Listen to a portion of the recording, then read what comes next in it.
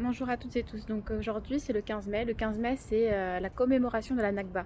Je ne sais pas si vous savez ce que c'est que la Nakba. En arabe ça veut dire catastrophe.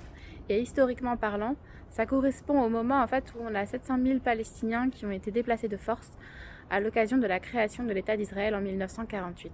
Alors vous vous dites sûrement que lorsque vous étiez à l'école, vous n'en avez jamais entendu parler bien. Forcément, c'est complètement occulté de nos manuels scolaires. Il y a bien un manuel qui a tenté d'en parler en 2011, c'était un manuel des éditions Hachette, mais de nombreuses associations ont fait pression pour que ce soit retiré du manuel. Et en fait, cette négation de la Nakba, qui est véridique, eh bien, ça relève de ce qu'on appelle le racisme anti-palestinien, une forme de racisme dont on entend très peu parler. Ce n'est pas l'islamophobie, ce n'est pas le racisme anti-arabe, même si ça a partie liée avec ces deux formes de racisme, c'est encore autre chose. Et l'une des manifestations donc, de cette forme de racisme, et bien justement, donc, comme je vous le dis, c'est la négation de la Nakba. Et donc c'est important aujourd'hui de rappeler à toutes et tous que cette Nakba a bel et bien eu lieu. Et j'ai envie de dire qu'en fait la Nakba quelque part continue, notamment lorsqu'on voit le génocide que subit aujourd'hui le peuple palestinien.